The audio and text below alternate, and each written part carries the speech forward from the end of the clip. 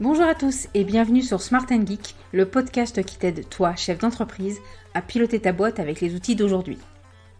Je suis Émilie Lebrun, dirigeante de l'agence Food & Eat depuis 13 ans et j'ai lancé Smart & Geek pour accompagner les entrepreneurs dans la gestion de leur entreprise. Tu recherches des solutions concrètes, efficaces, modernes, alors tu es au bon endroit. Mon objectif, faire de toi un dirigeant serein, efficace et heureux pour que ton entreprise cartonne et que tes salariés soient ravis. Dans ce podcast sans langue de bois, on parle télétravail, management, organisation, trésorerie, bref tout ce qui touche à ton entreprise, en mode smart, c'est-à-dire des conseils simples et actionnables, et du geek avec des outils actuels, faciles à prendre en main. Smart & Geek, c'est un épisode tous les vendredis et un supplément un mardi sur 2, alors abonne-toi pour ne manquer aucun épisode.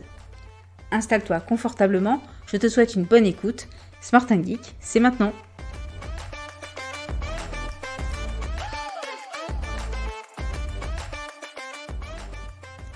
Bonjour et bienvenue dans ce nouvel épisode de Smart & Geek dédié aujourd'hui au sujet de la prospection et surtout comment la rendre plus efficace avec une méthode encore peu connue mais très puissante, la méthode Job to be done. La méthode Job to be done, littéralement le travail à faire, souvent abrégé JTBD, est une approche centrée plus sur les besoins des clients que sur le client lui-même. Autrement dit, une alternative au persona. On nous parle toujours des personas, mais je t'avoue que personnellement, je n'ai jamais réussi à les exploiter. Je sais pas si je m'y prends pas de la bonne façon ou si mes activités s'adressent à trop de personas différents, mais ce que je sais, et ce qui est certain, c'est que j'ai très envie de te partager ce matin cette méthode JTBD que je trouve rapide pour notamment trouver des idées, pour publier rapidement des contenus complètement adaptés à ma cible, pour communiquer auprès de mes prospects à travers différents stades de leur maturité par rapport à mes produits et services, et surtout parce que c'est ce que je préfère, être dans du concret, dans ce qui pourrait presque s'apparenter à du bon sens, mais qui au final quand même reste toujours du marketing. Donc que ce soit pour améliorer ta communication, ta prospection, trouver des nouvelles idées pour innover pour tes produits et services, cette méthode JTBD va s'avérer très efficace.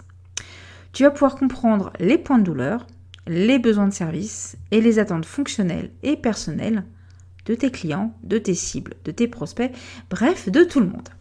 Bon, concrètement, comment tout ceci fonctionne ? Passons un peu à la pratique.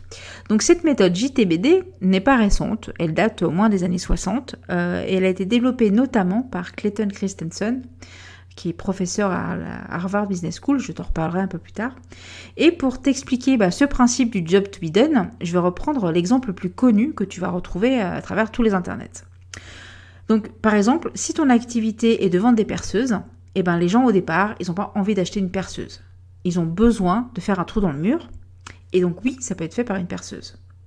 Donc si ton activité est de vendre des perceuses, et que tu vas appliquer la méthode job to be done, tu vas te concentrer sur comment aider ta cible, comment communiquer sur le fait de comment faire correctement des trous dans le mur, plus que parler de ton produit, du fait que ta perceuse est super jolie, super efficace, super innovante.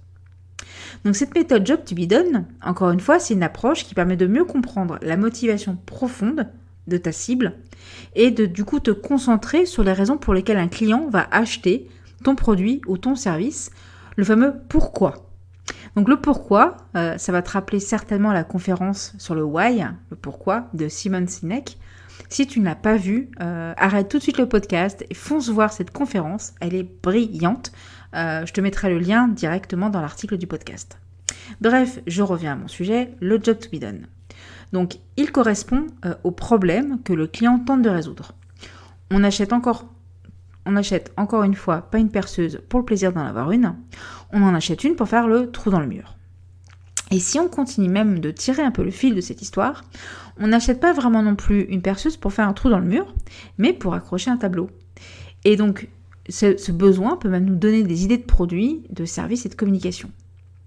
Pour suivre cette méthode, tu as besoin de le regarder sur 3 angles. La première, c'est la dimension fonctionnelle, donc à quoi va servir le produit ou le service. Donc l'achat d'une perceuse, c'est pour faire un trou et accrocher un tableau. Il y a aussi la dimension émotionnelle, que va ressentir le client avec notre produit ou notre service. En faisant le trou avec la perceuse, le client souhaite être serein, se sentir en toute confiance, parce que faire un perçage dans le mur, c'est parfois un peu stressant. Il veut aussi se sentir en sécurité, et puis surtout, il veut finir sa déco. Il y a la troisième dimension qui est importante, qui est la dimension sociale, qui va désigner la manière avec laquelle le client souhaite être perçu par les autres. Donc le client qui souhaite bien sûr faire plus que percer des trous dans le mur, il souhaite aussi être perçu comme un parfait bricoleur qui sait bien faire, qui sait bien s'outiller. Vous avez compris la logique, vous avez donc les 3 dimensions pour définir ce job to be done, la dimension fonctionnelle, la dimension émotionnelle et la dimension sociale. Donc ok, ça c'est la théorie, mais comment en pratique en faire un outil à votre service pour réussir à prospecter plus efficacement? Donc déjà, la première étape, prenez une feuille de papier, un fichier Excel, moi par exemple j'utilise une base Notion, et vous allez pouvoir faire différentes colonnes. Quel est le besoin fonctionnel, le besoin émotionnel et le besoin social de votre prospect, de votre cible? Qu'est-ce qu'il peut rencontrer comme problème et quel sujet de communication peut donc l'intéresser? Si je reprends toujours mon besoin d'accrocher un tableau sur un mur avec un trou, je pourrais par exemple communiquer sur les X façons de bien percer un mur. Ou les locataires, comment ne pas abîmer le mur de votre appartement lorsque vous accrochez un tableau. Et je peux exploiter ces différents sujets sur plein de supports. Je peux en faire des articles, des vidéos, des posts sur les réseaux sociaux, des livres blancs même à télécharger. Et du coup, vous êtes sûr de mettre dans le mille et de répondre aux questions que va se poser vos prospects avant d'acheter la perceuse. Et aussi de disposer une liste avec plein de sujets sur lesquels vous pouvez communiquer et ainsi vous faire connaître et trouver des clients.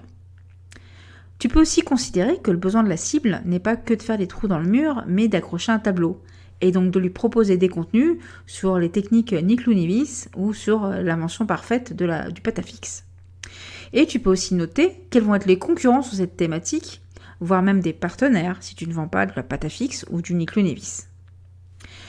Historiquement, dans mon agence, on n'a jamais démarché. On a toujours utilisé cette communication, le fameux inbound marketing, pour trouver des clients, pour communiquer justement sur les sujets qui pouvaient les intéresser. Avec cette technique du GTBD, même si à l'époque on ne savait pas forcément que ça s'appelait comme ça, parce que ça se trouve tu le fais déjà mais tu ne sais pas que ça s'appelle le GTBD, on a toujours trouvé les sujets qui pouvaient vraiment intéresser nos cibles sans passer pour un commercial qui veut à tout prix parler de son produit et placer son produit. Donc avec cette méthode, ce qui est vraiment génial, c'est que vous apparaissez comme un expert d'un domaine, vous apportez des conseils, vous donnez vraiment à votre audience, vous n'êtes pas là pour leur vendre quelque chose et vous leur apportez de la valeur. Ce qui peut aussi vous aider, en plus de réfléchir avec cette vue-là, c'est de aussi poser la question à vos clients. Pour résoudre quel problème ils ont acheté ou choisi votre produit et service. Vous pourriez être complètement surpris par leurs réponses. Et vous pouvez aussi leur demander qu'est-ce qu'ils ont imaginé comme alternative avant de vous contacter. Et là, vous allez découvrir des concurrents que vous n'aviez même pas imaginés et peut-être même des raisons pour lesquelles ils vous ont choisi vous et pas eux. Si tu veux en savoir plus sur cette méthode JTBD, je te conseille les vidéos de Clayton Christensen, elles sont dispo sur YouTube, notamment la vidéo sur le milkshake, qui est non seulement drôle, mais extrêmement pertinente, et ça fera un excellent sujet pour en discuter avec tes collègues, je te mettrai le lien dans le podcast. Si tu as envie de tester cette méthode, n'hésite pas aussi à m'en parler, si tu as des questions, des commentaires, utilise l'article lié à cet épisode depuis le site smartandgeek.fr, tu as les commentaires tout en bas, ou alors viens m'en parler directement sur LinkedIn.